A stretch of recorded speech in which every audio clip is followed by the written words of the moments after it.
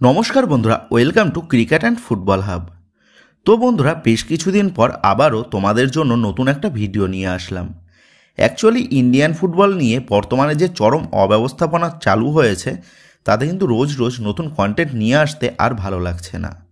যেখানে বিগত মরশুমগুলোতে এতদিনে আইএসএল বা অন্যান্য লিগগুলির প্রায় মিড সিজন চলে আসার কথা, সেখানে দাঁড়িয়ে এই চলতি মরশুমে আইএসএল চালু হওয়া তো দূরের কথা, আদতেও আর আমরা এই মরশুমে আইএসএল দেখতে পাবো নাকি, আর দেখতে পেলেও সেটা কবে থেকে চালু হবে সেই নিয়ে কিন্তু এখনও পর্যন্ত কোনো রকমের নিশ্চয়তা পাওয়া যাচ্ছে না।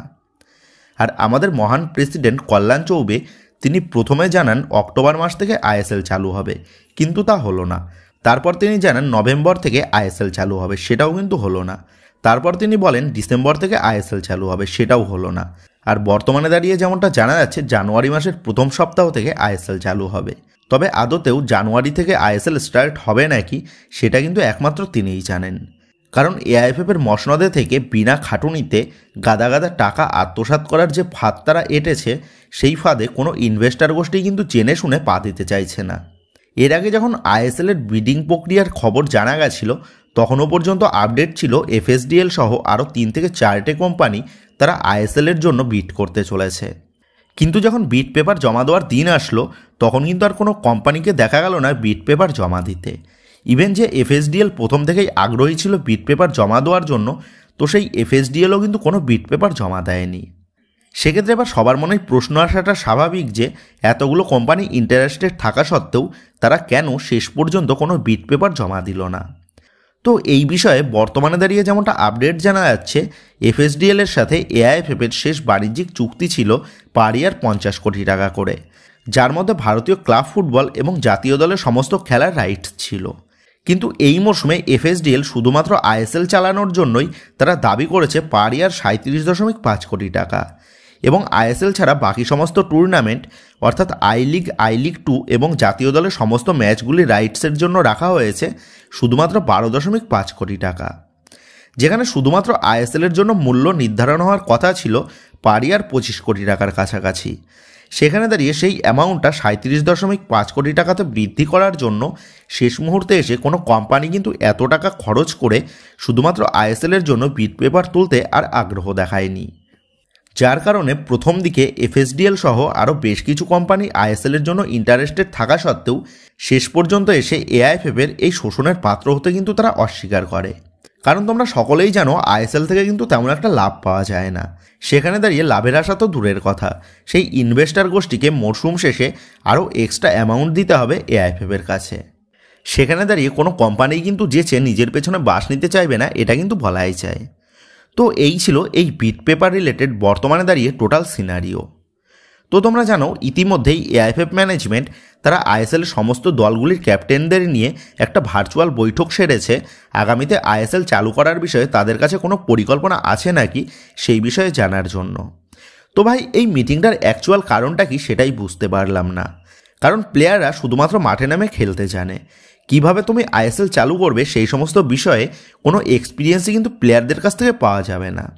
সো এই সমস্ত মিটিংগুলো শুধুমাত্র আইওয়াশ ছাড়া আর কিছুই নয়। তো যাই হোক, যেমনটা আপডেট, আইএসএলের 12টা দলের ক্যাপ্টেন তারা কিন্তু একটা পিটিশন ফাইল জমা দিয়েছে সুপ্রিম কোর্টের কাছে, যাতে সুপ্রিম কোর্ট দ্রুত আইএসএল চালু করার বিষয়ে তারা দ্রুত সিদ্ধান্ত জানায়। কারণ আইএসএলের ওপর নির্ভর করে সমস্ত প্লেয়ার সহ বিভিন্ন রকমের স্টাফরা নির্ভরশীল। সেক্ষেত্রে যাতে দ্রুত ভারতীয় ফুটবল চালু করা যায়, তার সিদ্ধান্ত যাতে দ্রুত নেওয়া হয় সেই বিষয়ে এবার কিন্তু কোর্টের দ্বারস্থ হয়েছে ক্যাপ্টেনরাও। অপরদিক দিয়ে শেষ দিন পর্যন্ত এসে কোনো ইনভেস্টার গোষ্ঠী আইএসএল অনুষ্ঠিত করার বিষয়ে আগ্রহ না দেখানোর কারণে এআইএফএফ তারাও কিন্তু দ্বারস্থ হয়েছে সুপ্রিম কোর্টের। কারণ এআইএফএফ এবার চাইছে যদি কোনো ইনভেস্টার না পাওয়া যায়, তাহলে তারা নিজেই আইএসএলের বদলে নতুন লিগ চালু করবে, অর্থাৎ সেই নতুন লিগের মূল দায়িত্বে থাকবে এআইএফএফ। সেক্ষেত্রে এখন সুপ্রিম কোর্টের তরফ থেকে এই বিষয়ে কোন সিদ্ধান্ত নেওয়া হয় সেই দিকে কিন্তু নজর থাকবে আপামর ভারতীয় ফুটবল প্রেমীদের।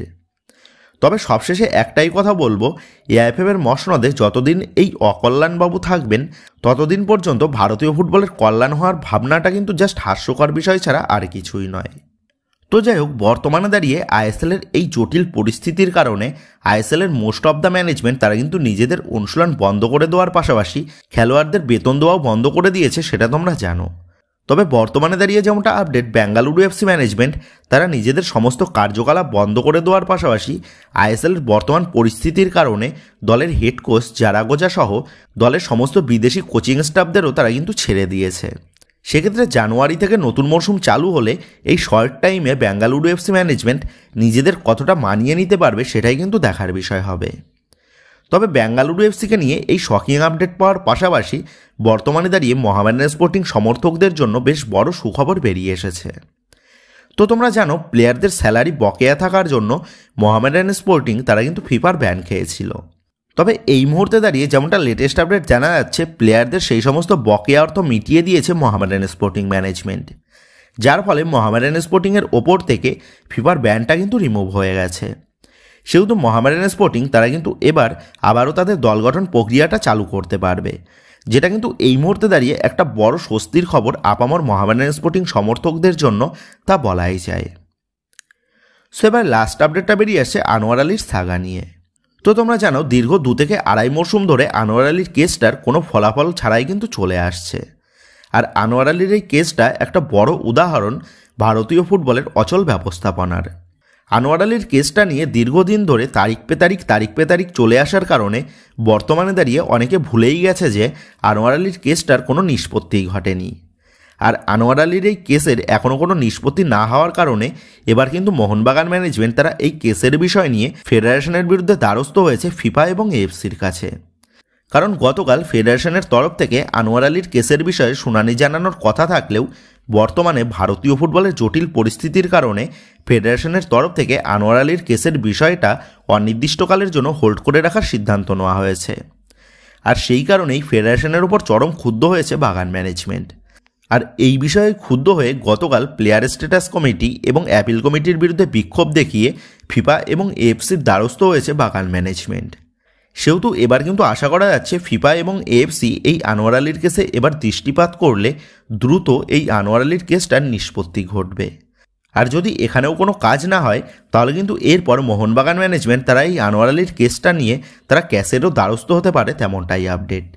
সেক্ষেত্রে ফিফা এবং এএফসির তরফ থেকে এখন এই বিষয়ে কোন সিদ্ধান্ত নেওয়া হয় সেই দিকেই নজর থাকবে ইস্টবেঙ্গল ও মোহনবাগান জনতার।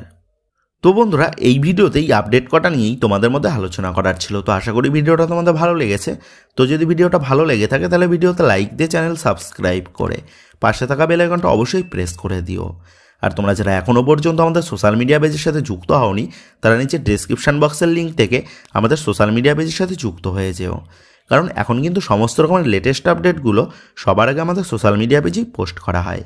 আর তোমরা এখন ফেসবুক এবং ইনস্টাগ্রামে গিয়ে তোমরা আমাদের এই চ্যানেলের নাম লিখে সার্চ করলেও তোমরা কিন্তু আমাদের ফেসবুক এবং ইনস্টাগ্রাম পেজটাও খুঁজে পেয়ে যাবে। সেক্ষেত্রে তোমার প্রিয় দলের সমস্ত রকম লেটেস্ট আপডেট সবার আগে জানার জন্য এবং আমার সাথে সরাসরি যে কোনো বিষয়ে কথা বলার জন্য তোমরা অবশ্যই মনে করো আমাদের সোশ্যাল মিডিয়া পেজের সাথে যুক্ত হয়ে যেও। তো বন্ধুরা, এই ভিডিওটা এটুকুই ছিল। তো আসি বন্ধুরা, দেখা হচ্ছে পরের ভিডিওতে।